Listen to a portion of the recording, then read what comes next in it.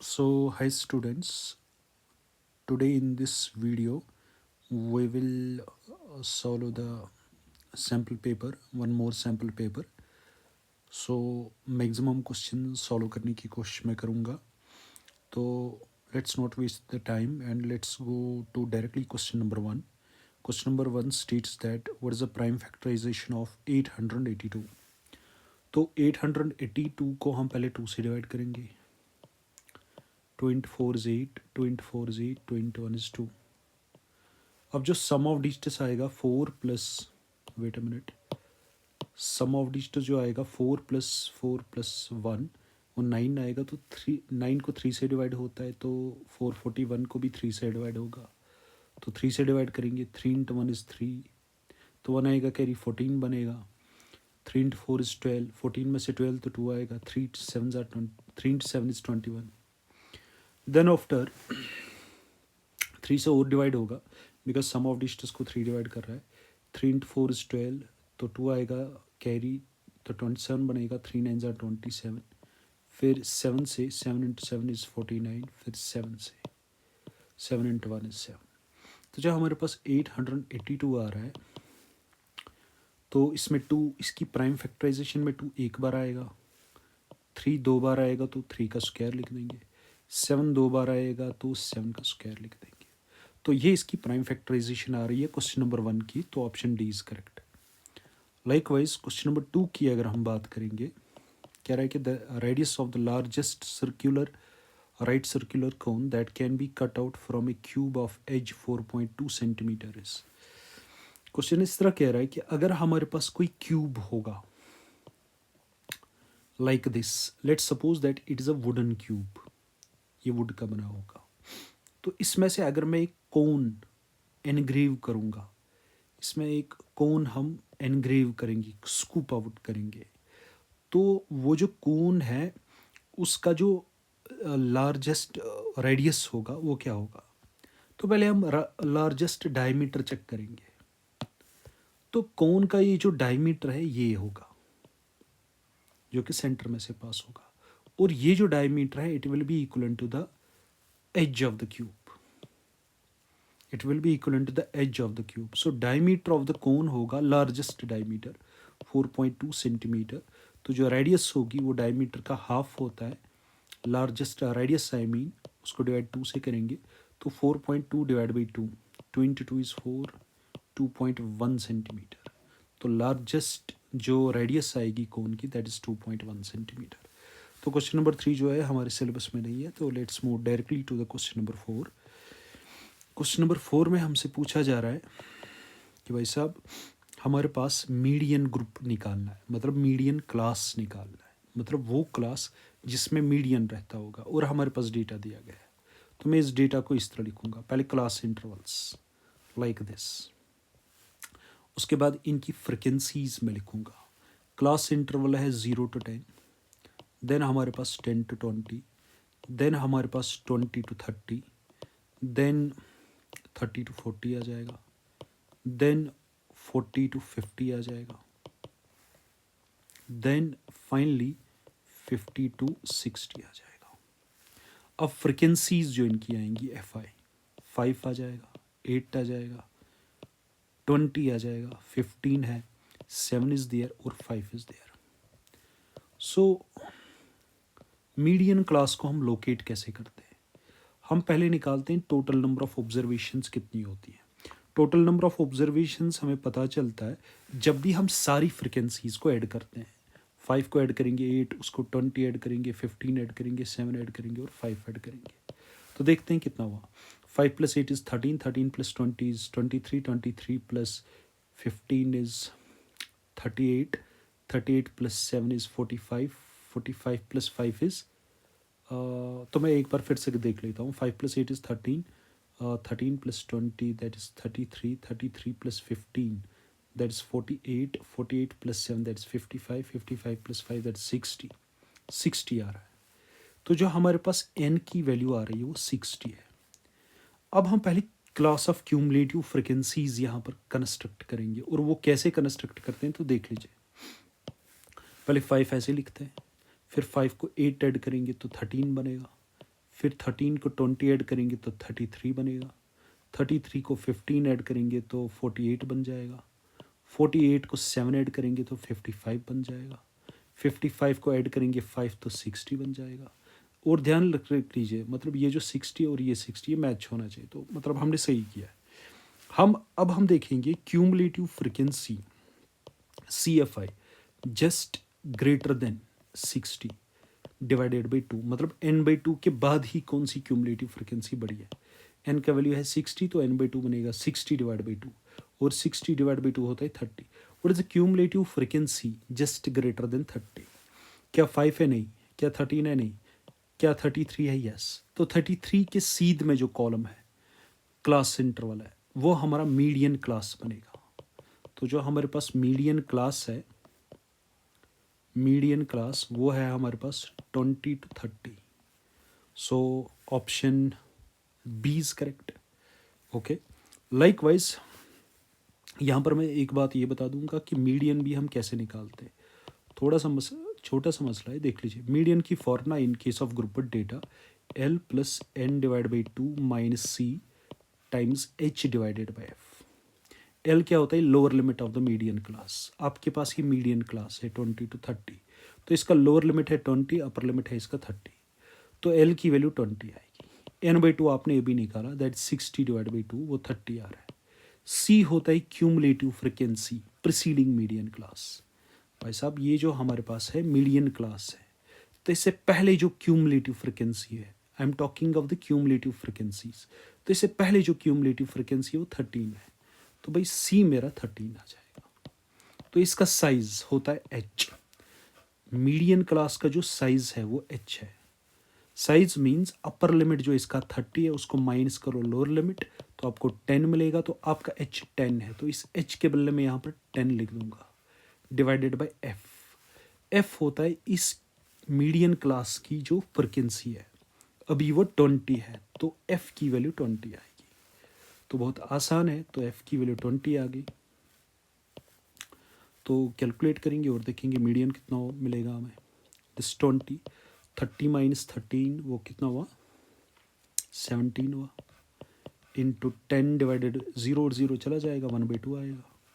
तो 20 को मैं ऐसे लिखूंगा, 17 डिवाइड बाई 2 वो 8.6 आ जाएगा, 8.5 आ जाएगा, 20 + 8.5 वो बनेगा 28.5।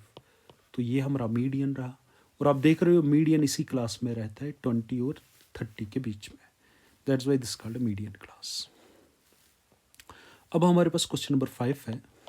कह रहा है कि हमारे पास एक साइक्लिक क्वाड्रिलेटरल है इस तरह। साइक्लिक क्वाड्रिलेटरल होता है वो क्वाड्रिलेटरल जिसके अपोजिट एंगल्स का सम होता है 180 degree. Like we have the quadrilateral ABCD। जो आपके पास एंगल A दिया है, एंगल A मेरे पास दिया है x + y + 10 डिग्री, और जो मेरे पास एंगल B दिया है दैट इज y + 20 डिग्री, और जो मेरे पास एंगल C दिया है that is x + y - 30 degree, और जो मेरे पास एंगल D दिया है finally that is x + y degrees.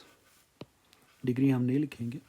तो देख लीजिए, अब ये साइक्लिक क्वाड्रिलेटरल है, तो एंगल A और एंगल C का सम 180 डिग्री आएगा। एंगल A + एंगल C भाई साहब वो 180 डिग्री आ जाएगा। लाइकवाइज एंगल B और एंगल D का sum, because they are opposite angles, तो इनका सम भी आएगा 180।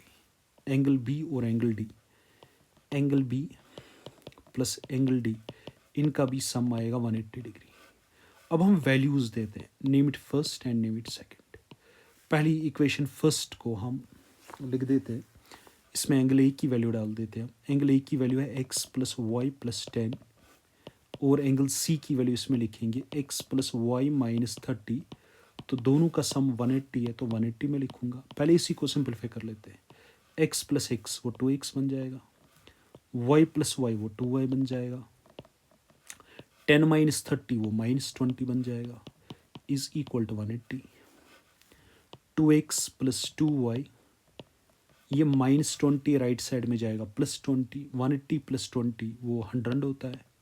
तो यहाँ से 2 हम कॉमन निकालेंगे, अंदर अकेला बचेगा x + y, राइट साइड में 100 आएगा, तो जो x प्लस वाई मेरे को मिलेगा दैट इज 100 डिवाइडेड बाई 2, तो दैट मीन्स मेरे पास जो x प्लस वाई है वो 50 बन जाएगा. Name it third equation.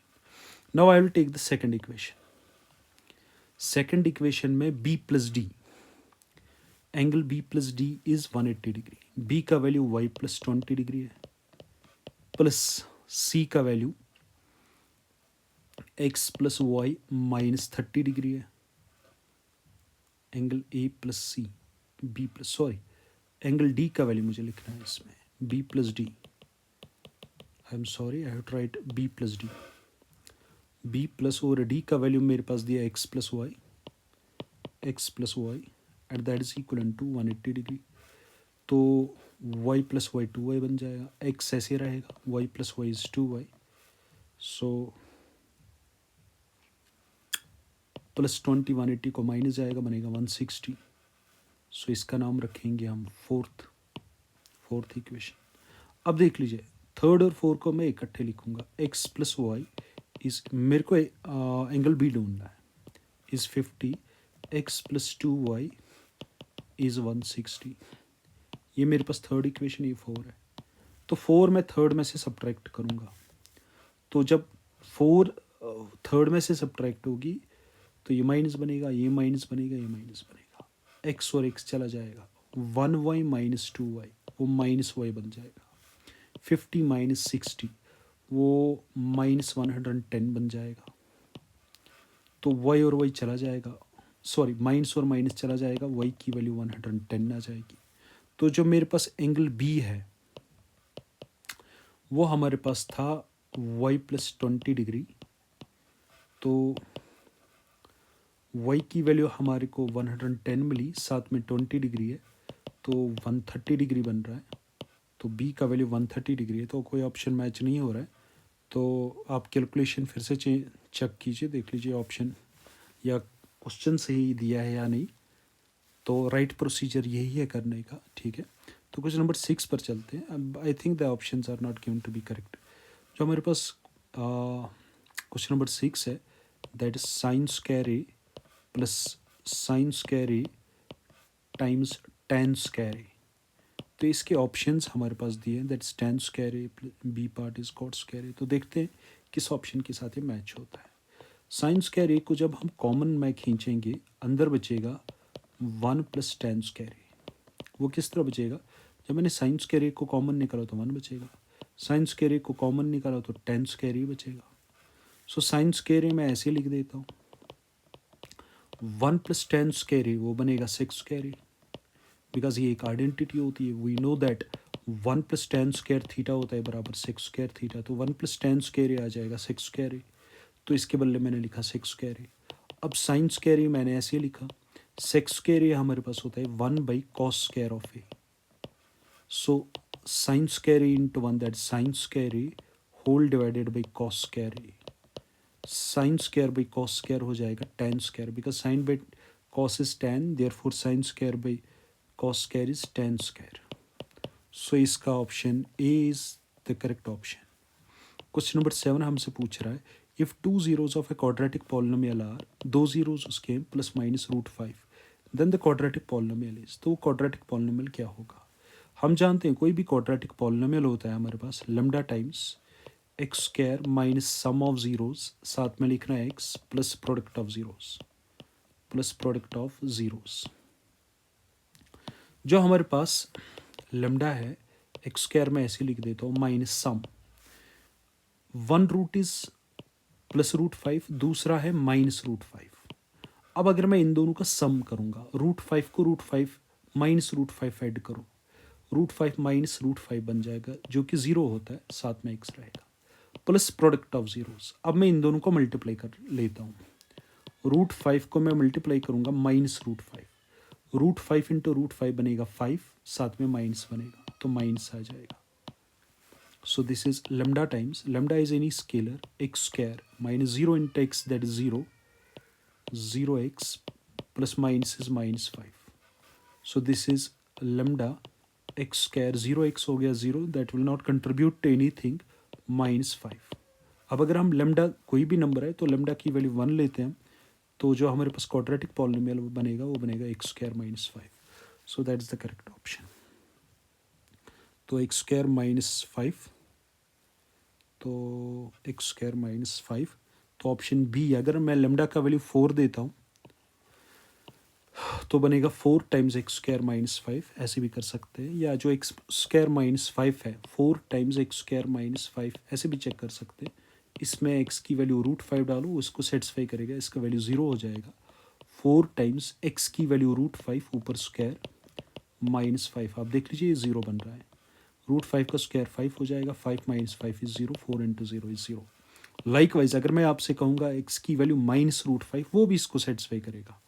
तो बनेगा 4 टाइम्स एक्स की वैल्यू माइनस √5 ऊपर square minus 5. So this is 4 times minus √5 का स्क्वायर 5 आ जाएगा, फिर minus 5. 5 minus 5 is 0. 4 into 0 is 0. तो ये भी इसको सेटिस्फाई कर रहा है. तो ऐसे भी हम ऑप्शन से भी हम देख सकते हैं कि which option is correct. Question number 8 कह रहे from the letters of the word mobile. Mobile में जो लेटर्स हैं MOBILE, ये जो सारे लेटर्स हैं, एक लेटर हम रैंडमली चूज करेंगे. What is the probability that the selected letter is a vowel. जो आप रैंडमली एक लेटर इनमें से चूज करोगे, what is the probability that letter is a vowel. Mobile में आप बताओ वॉवेल कौन कौन है. O is a vowel, I is a vowel, E is a vowel. So how many outcomes in our favour. वो 3 है, OIE. जितने outcomes मेरे फेवर में है, मेरे फेवर में इस वक्त वॉवेल है, तो 3 वॉवेल्स मेरे फेवर में. Divide by total number of outcomes. Total number of outcomes कितने आएंगे. 1 2 3 4 5 6. Total number of letters 6 outcomes, तो 3/6 that is 1/2. So 1/2 is the correct option. So option A is correct. उसके बाद कह रहा है find the area of the segment. Question number 9, जो हमारे पास क्वेश्चन नंबर 9 है, कह रहे find the area of the segment if the area of the sector is 44 and part of the triangle in the sector is 12. Question हमसे इस तरह कह रहा है कि हमारे पास एक सर्कल है. मान लेते हैं ये मेरे पास एक सेक्टर है जो आप देख रहे हो, जिसको मैं ग्रीन कलर करने जा रहा हूँ. ये इसको हम सेक्टर कहते हैं. उसके बाद कह रहा है जो ट्राइंगल अब बनेगा, for example sector is OAB. अब फॉर एग्जाम्पल अगर मैं AB को ज्वाइन करूंगा लाइक दिस, तो हमारे को अंदर से एक ट्राइंगल मिलेगा like this. Now the question states that जो सेक्टर है, पूरे सेक्टर का एरिया ऑफ सेक्टर OAB, ये सेक्टर है, सेक्टर एरिया वो आपके पास दिया है. Find the area if the area of the sector is 44 metre. 44 metre नहीं आएगा, 44 मीटर स्क्वायर आएगा, because the unit of area is square metres में ढूंढा जाता है, सेंटीमीटर स्क्वायर्स में. Metre is the unit of length. Likewise part of the triangle, अब जो अंदर ट्राइंगल बन गया उसका एरिया ऑफ ट्राइंगल जो आपके पास आ गया OAB, this is area of triangle and it is given to be 12 metre नहीं है, मीटर स्क्वायर है. What is the area of the segment. अब जो आपके पास ये सेगमेंट बन रहा है, जिसको मैं ब्लू कलर करूंगा, इसका एरिया कितना आएगा. हम पूरा सेक्टर लेते हैं, माइनस करेंगे उसमें से area of triangle, will get the area of sector. तो जो पूरा सेक्टर है, ये जो जिसको मैंने पूरे ब्लू कलर किया, उसमें से हम ट्राइंगल का एरिया सब्ट्रैक्ट करते हैं. आपको नहीं लग रहा है उधर बचेगा एरिया ऑफ द सेगमेंट, ये वाला एरिया जिसको मैं सेगमेंट यहां पर लिख रहा हूं. सो होल सेक्टर का area that's 44 metre squares, minus करेंगे उसमें से हम area of the triangle that is 12 metre squares. 44 में से 12 ढूंढेंगे तो हमारे पास 32 बन जाएगा metre squares. So option B is the correct option. अब हमारे पास क्वेश्चन नंबर 10 है, कह रहा है कि हमारे पास एक परलोलोग्राम है. परलोलोग्राम एक ऐसा क्वाड्रिलेटरल होता है जिसके अपोजिट साइड्स पैरेलल भी होते हैं और इक्वल भी होते हैं, और जो उसके डायगोनल्स होते हैं वो बाइसेक्ट करते हैं. एक डायगोनल इस तरह, दूसरा डायगोनल इस तरह. अब 3 वर्टिसेस के हमारे पास कोऑर्डिनेट्स दिए हैं. ए के कोऑर्डिनेट्स हैं -2, 3. बी के कोऑर्डिनेट्स हैं 6,7, सी के कोऑर्डिनेट्स हैं 8,3 और डी के कोऑर्डिनेट्स हमारे को निकालने हैं। डी के कोऑर्डिनेट्स में रखता हूँ x1, y1, so no problem. आप मुझे एक बात बताइए, O is the mid point जहाँ पर डायगनल्स बाइसेक्ट करेंगे, because diagonals of a quadrilateral parallelogram bisect each other. तो अगर डायगनल्स बाइसेक्ट करते हैं तो ए सी एक डायगनल है, बी डी दूसरा डायगनल है, तो ये बाइसेक्ट करेंगे ओ पर। ओ पर मीन्स जितना ओ ए होगा उतना ओ सी भी होगा, तो इसका मतलब O is the mid point of A C. Likewise जितना ओ डी होगा उतना ओ बी होगा, that means O is also the mid point of B D. अब मिसाल के तौर पर ये ए सी में मान लेता हूँ, जो कि डायगनल ए सी है उसको मैंने अलग से ड्रा किया। मैं कह रहा हूँ ओ इसका मिड पॉइंट है। ए के कोऑर्डिनेट्स मेरे पास है -2,3, सी के कोऑर्डिनेट्स मेरे पास है 8,3।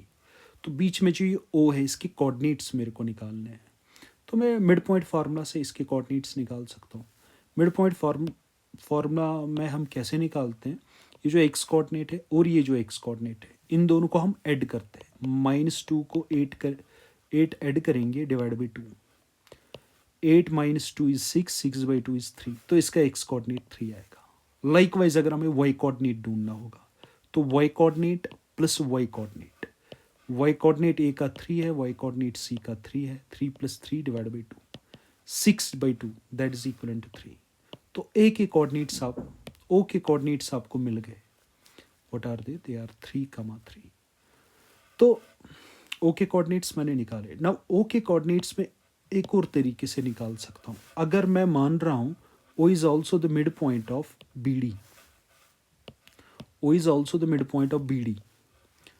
अब बी डी को भी मैं अलग से बनाऊंगा। ये पॉइंट डी है, डी के एंड पॉइंट्स है, डी के कोऑर्डिनेट्स हैं x1, y1, बी के कोऑर्डिनेट्स हैं 6,7, बीच में ओ है। तो एक ओ के कोऑर्डिनेट्स मुझे ढूंढने, because O is the mid point of B D.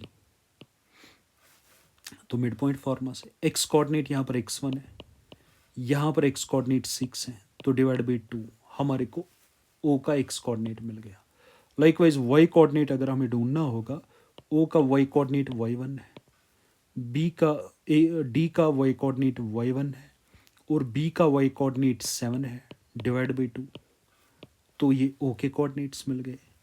अब मसला है कि ओ के अलग अलग दो कोऑर्डिनेट्स होंगे? नहीं, because O is a single point, इसके दो कोऑर्डिनेट्स कैसे होंगे?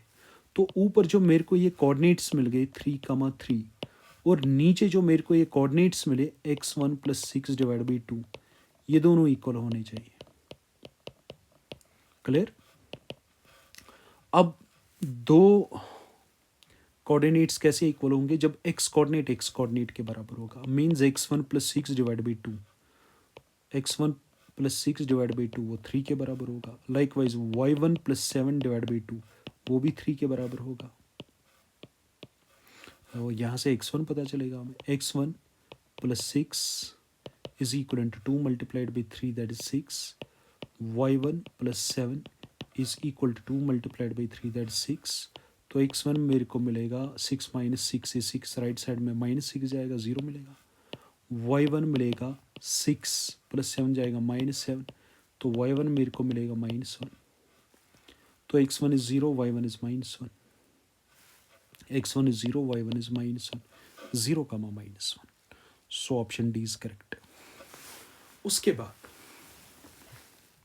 उसके बाद जो क्वेश्चन हमारे पास दिया है, it is based on the arithmetic progression. तो देख लीजिए इसको हम कैसे सॉल्व करते हैं। The 5th term of an AP, question हमसे कह रहा है कि 5th टर्म A5 एक AP की 20 है, और जो सम ऑफ 7 और 11th टर्म का है, जो 7th टर्म है उसका सम S7 से मैं डिनोट करता हूँ, और जो हमारे पास 11th टर्म है उसका सम मैं S11 से डिनोट करता हूँ, वो 64 आ जाएगा। What is the common difference of the AP? तो जो आपके पास ये अर्थमेटिक प्रोग्रेशन है उसकी कॉमन डिफरेंस क्या आएगी? हम जानते हैं nth टर्म होती है A + n - 1 टाइम्स D। हम जानते हैं सम ऑफ n टर्म्स होता है n divided by 2, 2A + n - 1 times D, ये भी हम जानते हैं। पहले हम A5 के बल्ले लिखेंगे। हम फर्स्ट टर्म A मान लेते हैं, कॉमन डिफरेंस D मान लेते हैं, और यहाँ पर हमारे पास जो है n की वैल्यू 5 है, बिकॉज फिफ्थ टर्म इज 20। तो ये फॉर्मूला लगा देंगे हम, a5 ए, जैसे an हमारे पास है a plus n minus one times d, तो a5 मेरे पास आएगा a प्लस 5 माइनस वन, वो 4 होता है, times D.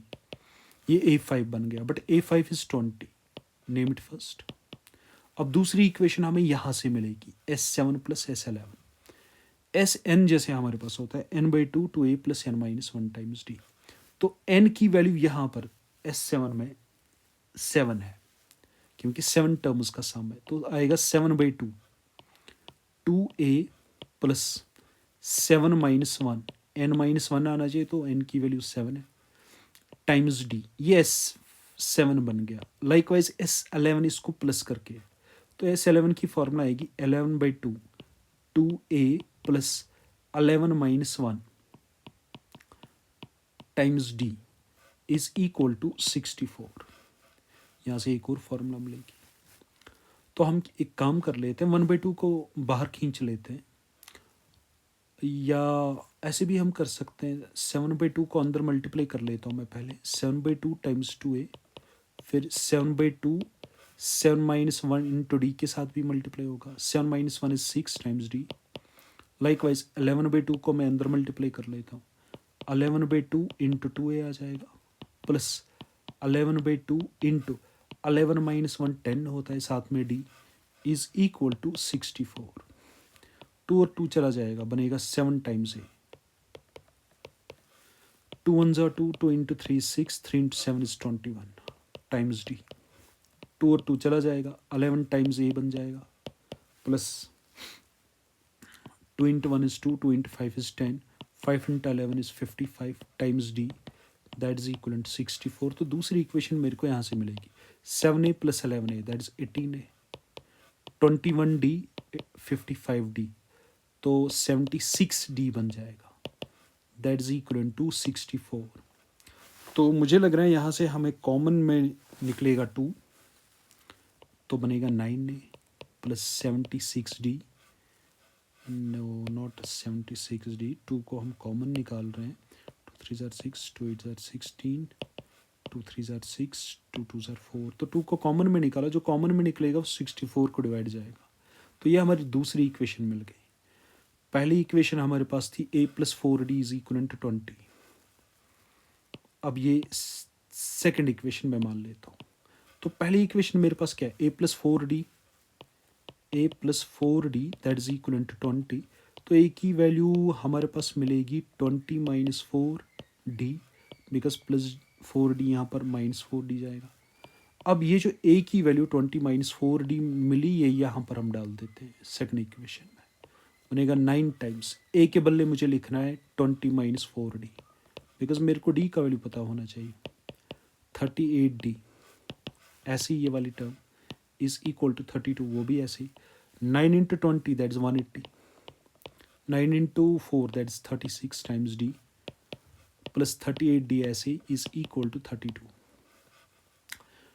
Minus 36 plus 38, 38d में से 36d काट लो तो 2d बन जाएगा, that is equal to 32, plus 180 minus 180 जाएगा। तो लाइकवाइज जो हमारे पास d का वैल्यू आएगा वो आएगा 32 माइनस 180। कहीं पर गलती हो गई, इतना टाइम तो नहीं लगना चाहिए ना इसको सॉल्व करने में।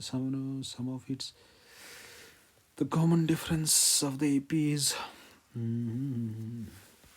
जो हमारे पास क्वेश्चन नंबर 11 है वो इस तरह कह रहा है कि फिफ्थ टर्म जो है A5 वो 20 है, 7 और 11 टर्म्स का सम 64 आ रहा है, what is the common difference, sum of its seventh और 11th टर्म्स का सम, A7 और A11 टर्म्स का जो सम आएगा वो 64 है, ये हमारे पास दिया गया है।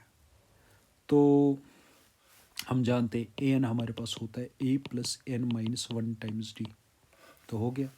लाइकवाइज मैं A5 इज इक्वल टू 20 को लिखना चाहता हूँ, इसकी एक इक्वेशन बनाना चाहता हूँ।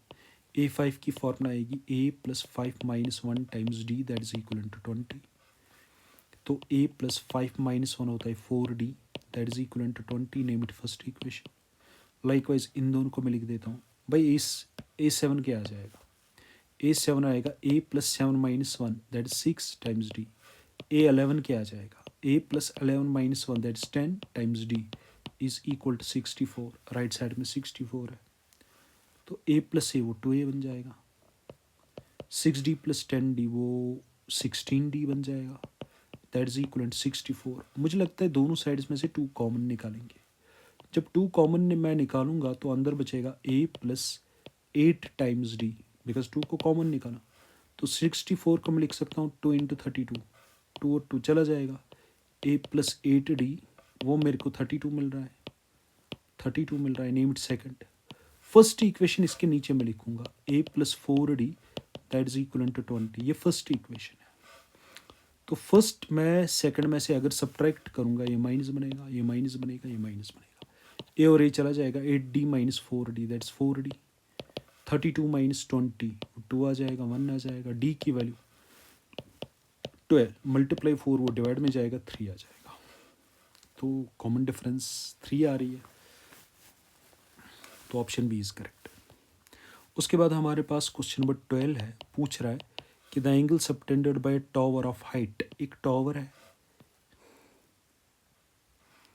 इसकी हाइट है 200 मीटर्स फ्रॉम द ग्राउंड। ये हम मान लेते हैं ग्राउंड लेवल, ये हमारे पास ग्राउंड लेवल है।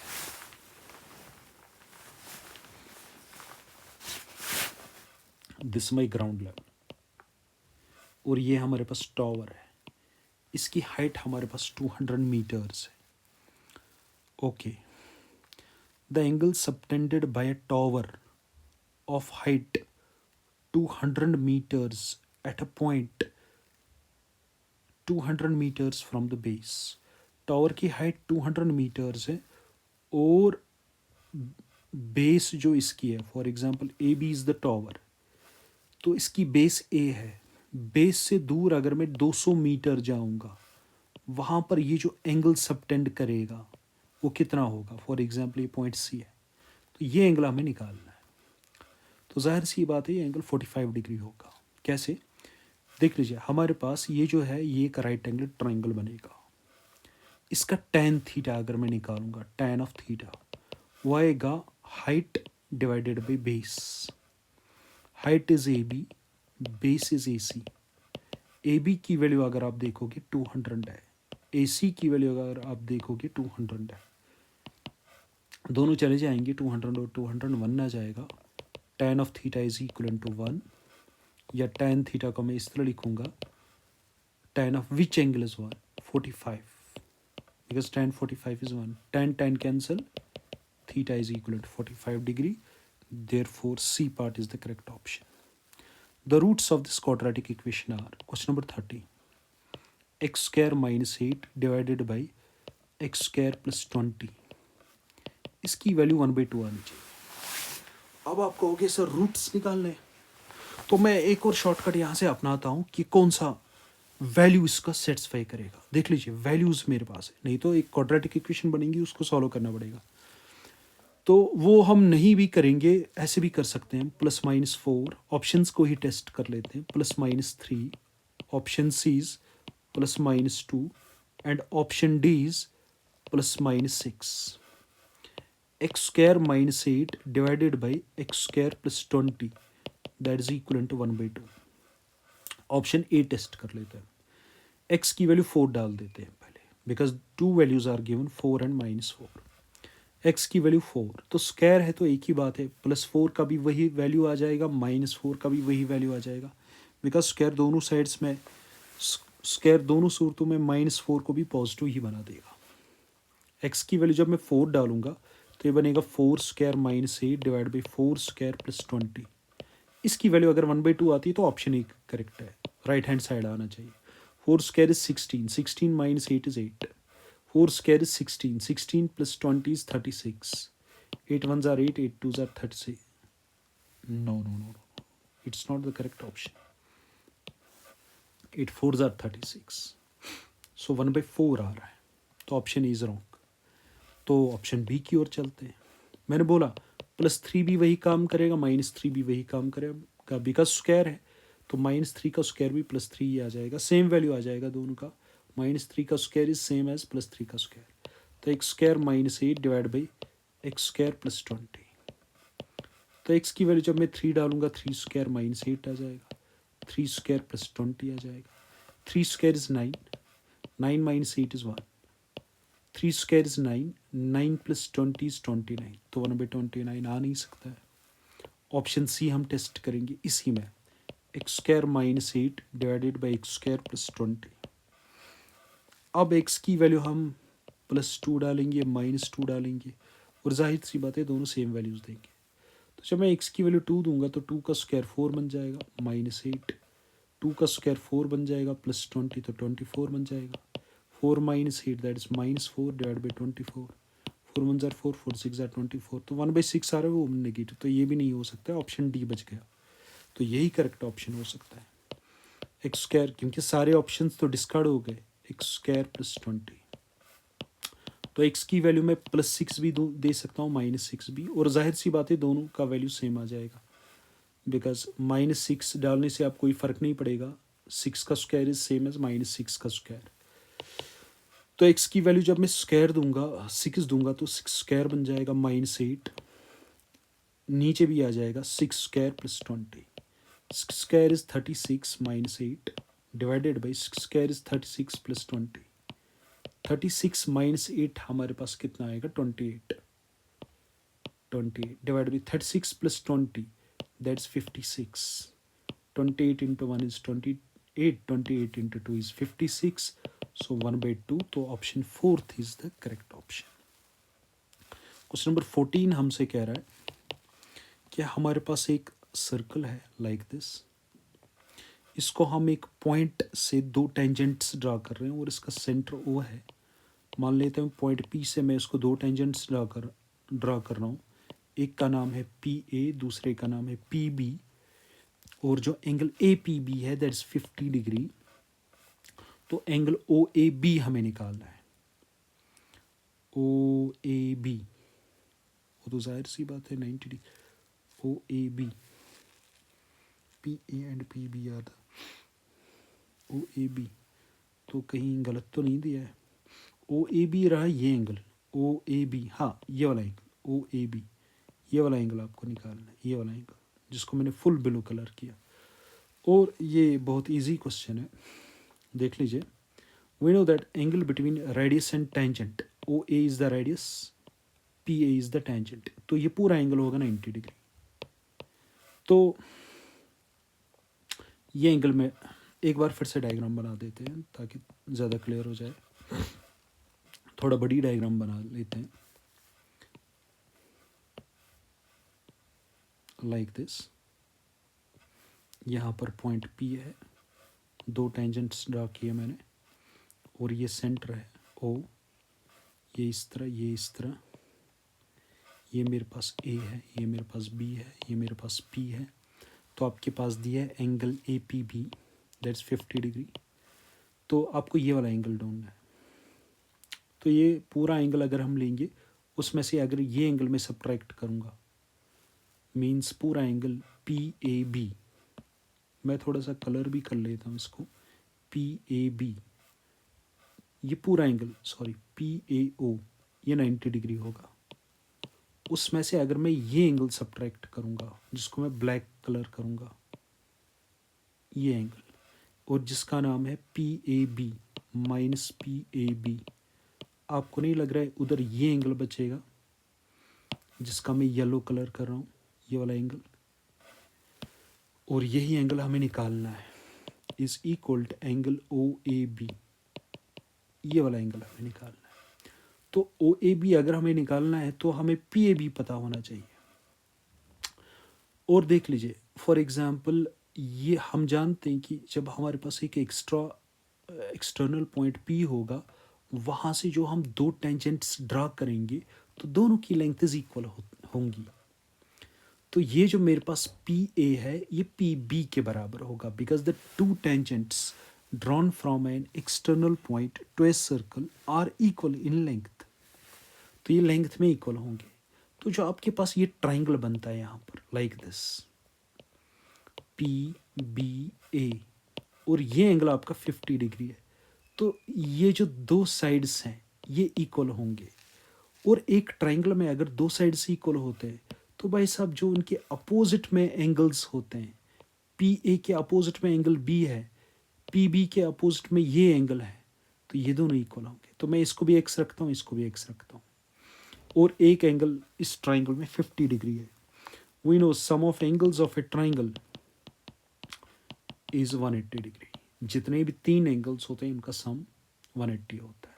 तो x प्लस 50 वो 180 आ जाएगा। x plus x two x हो जाएगा, 50 डिग्री ऐसे ही हो जाएगा, इज इक्वल टू 180 डिग्री। तो 2x मेरे को मिलेगा 180 प्लस 50 माइनस 50 जाएगा, तो 180 माइनस 50 वो 130 आ जाएगा। तो x की वैल्यू 130 डिवाइड बाई 2 आ जाएगी, वो कितना आ जाएगा, 2 6 ज़ा 12, 2 5 ज़ा 10, 65 डिग्री। तो जो आपके पास ये एंगल है पी ए बी, ये x था, ये अब आपको 65 डिग्री मिल रहा है। पी ए बी ये आपको 65 डिग्री मिल रहा है। तो जो आपको एंगल ओ ए बी निकालना है, ये वाला एंगल, ये होगा बराबर 90 degree minus P A B. P A B आपने 65 डिग्री निकाला, तो 90 डिग्री माइनस 65 डिग्री वो 25 डिग्री बच जाएगा। सो जो आपके पास एंगल ओ ए बी है वो 25 डिग्री है। That is the solution. Now we have question number 15। Question number 15 हमसे कह रहा है कि भाई साहब हमारे पास एक नंबर ए है, इसकी प्राइम फैक्टराइजेशन है 2 की पावर 2 3 की पावर x। और जो हमारे पास नंबर बी है, इसकी प्राइम फैक्टराइजेशन है 2 की पावर 2 3 की पावर कुछ नहीं, जब कुछ नहीं होगा तो 1 है, 5 की पावर कुछ नहीं तो 5 पावर 1 होगा। लाइकवाइज और जो मेरे पास सी है, इसकी प्राइम फैक्टराइजेशन है 2 स्क्वायर 3 की पावर 1 7 की पावर 1। और जो एलसीएम दिया गया है, एलसीएम जो इन तीन नंबर्स का है ए बी और सी का, वो हमारे पास दिया है 3780। एलसीएम हम पहले निकालते हैं, देख लीजिए कैसे। पहले मैं ए बी सी की प्राइम फैक्टराइजेशन लिखूंगा, हालांकि वो तो लिख के है, ए मेरे को 2 स्क्वायर है तो मैंने लिखा 3 पावर एक्स है। क्या ए की प्राइम फैक्टराइजेशन में 5 मौजूद है? नहीं, मैं लिखूंगा 5 पावर 0। 5 पावर 0 इज़ 1, तो 1 मल्टीप्लाई करने से कोई फ़र्क नहीं पड़ेगा, बिकॉज एनीथिंग पावर 0 इज़ 1। उधर 7 भी नहीं है क्योंकि सी की प्राइम फैक्टराइजेशन में 7 है, तो मैं लिखूंगा 7 power 0। I hope you understood this point. Likewise B में मैं लिखूंगा, बी की प्राइम फैक्टराइजेशन है 2 square 3 power 1 multiplied by 5 power 1 multiplied by, या ऐसे भी हम कर सकते हैं, हम ऐसे भी कर सकते हैं। तो एलसीएम पहले जो हमारे पास है 3780 का, वो एलसीएम